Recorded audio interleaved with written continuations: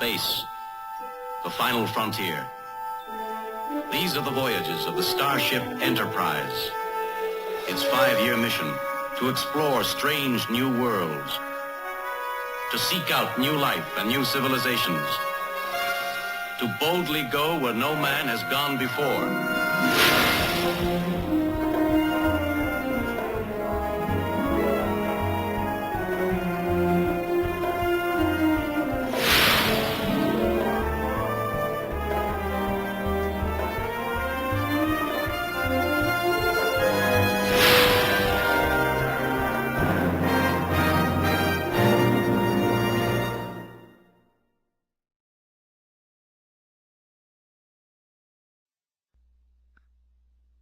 Hola muchachos, K Tao, Senor G back again. We're going over the future tense.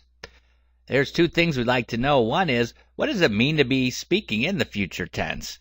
Well, I think we're talking about things that are happening in the future. We sort of looked at that before, way back when we were learning the present tense, and we're going to go over those ways again in this video. We're also going to talk about the conjugation in the future tense. Conjugating the future tense is probably the second easiest tense to conjugate. And let's start with that right now.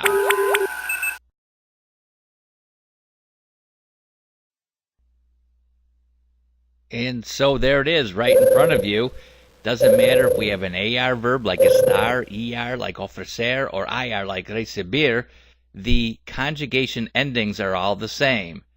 Notice that each one of those endings has an accent mark except the nosotros form.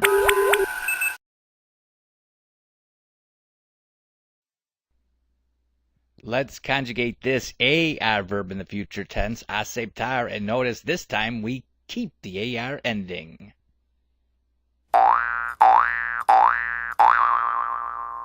Yeah, baby!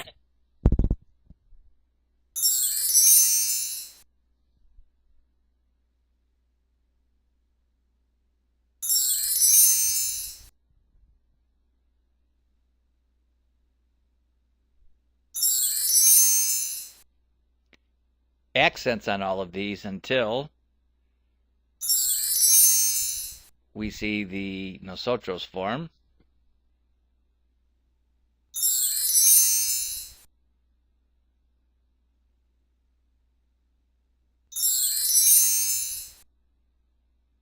Do do do do.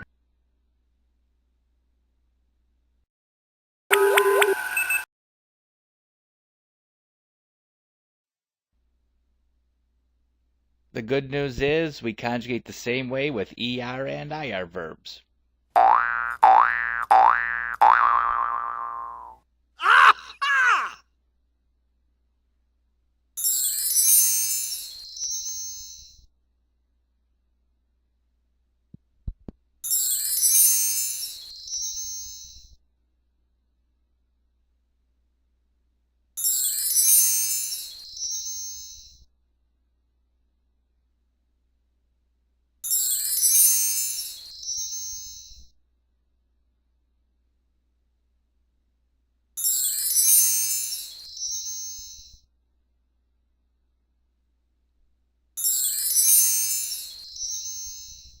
Do do do do.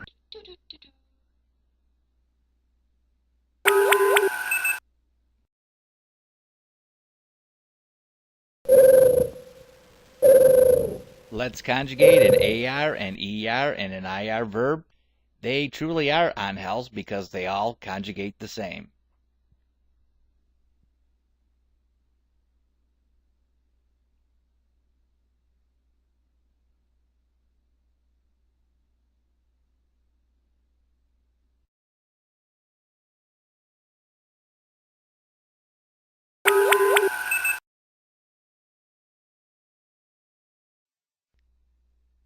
You didn't think we'd get away without any Diablo irregulars, did you? The good news is that we can group these with similar characteristics together. All we do is drop the E and attach the same endings as before.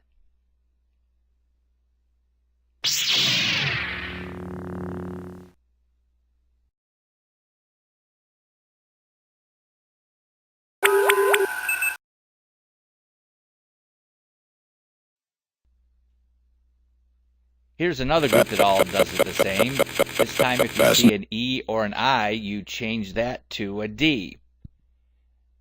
This also works with the compounds of these words. For example, for poner, you may have componer, or tener, contener, or detener.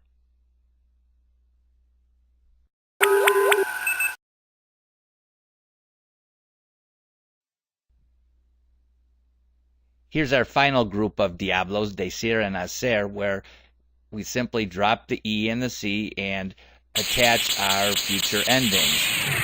This is our final group. Once again, we will have compounds that also follow these rules. For instance, predecir or deshacer. You're going to want to pay special attention to all these diablos because you're going to see the same ones again real soon in another tense.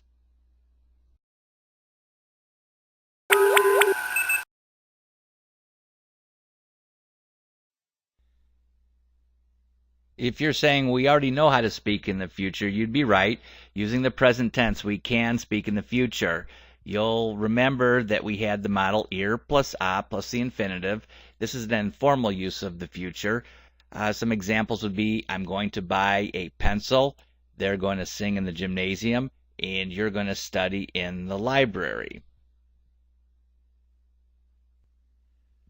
When we're very certain about something happening in the future, we can also use the present tense just as long as we indicate a future time in the sentence. For instance, nos vemos mañana, we'll see each other tomorrow. Te los dan el lunes, they'll give them to you on Monday. And se casan en julio, they are getting married in July.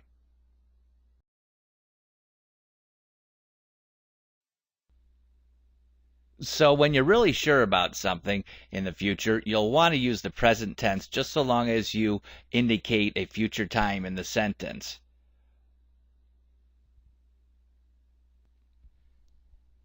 These days, the ir plus a plus the infinitive form, also known as the informal future, is probably used a lot more than the future tense, which is also known as the simple future tense.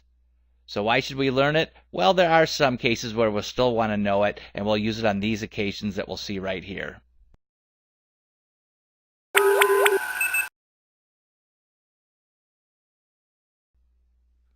We'll want to use the future tense when we're speaking of wonderment or probability.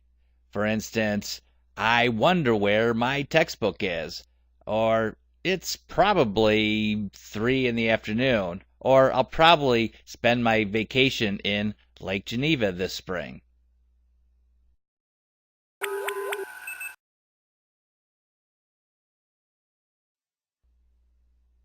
When we're making predictions, we'll use the future tense. For example, they will come tomorrow.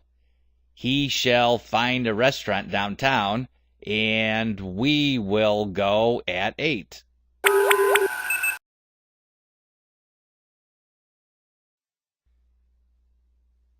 This one sounds a little stuffy, but with solemn commands, we'll use the future tense. For instance, you shall finish the Spanish homework, or you will eat your vegetables, or you will sit here in the hall.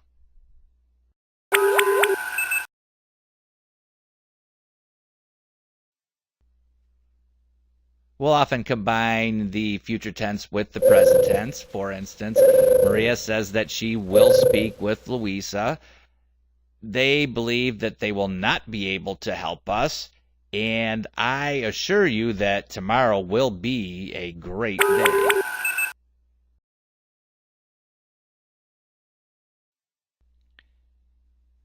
Let's review 3 ways we can speak in the future. This first sentence here, we're most definite, we're most certain that it's going to happen. Ellas se hablan por teléfono este fin de semana. They, the girls, are going to be speaking by telephone this weekend. This next one we're certain, but we're leaving ourselves a little bit of wiggle room. Vamos a tener que regresar mañana. We're going to have to return tomorrow. Notice we're not definite here. We're holding out a little bit of hope that maybe some situations will change and we'll be able to stay. Finally, the last one, we're using this new future tense, será Ricardo. It's probably Richard. We're not exactly sure. It may not be him, but we're guessing that it is Ricardo.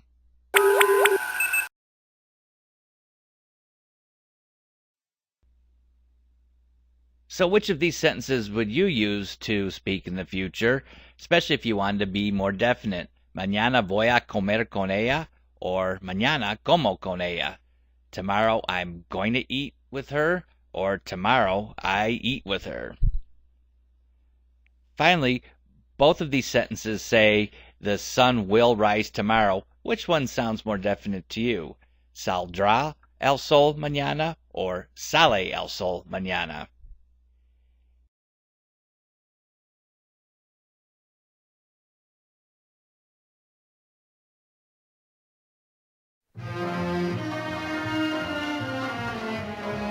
In any case, let's hope the sun is shining tomorrow. See you then.